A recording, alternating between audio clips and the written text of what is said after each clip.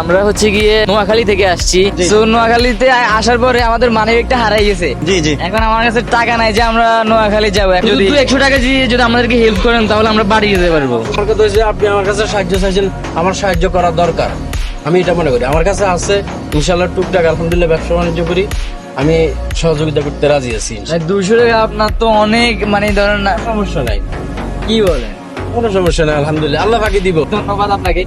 আমাদের টাকাগুলো লাগতেছে না, আমরা মোটামুটি নোয়াখালী থেকেও আসিনি, আমাদের ফেনীতে বাড়ি।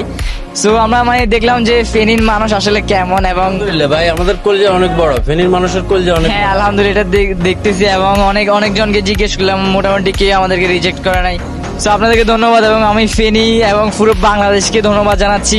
কারণ আমরা বাংলাদেশিরা জানে যে মানুষকে কিভাবে আপ্যায়ন করতে হয়, মেহমানকে কিভাবে সম্মান করতে হয়, সেটা বাংলাদেশের মানুষ খুব ভালো করে জানে।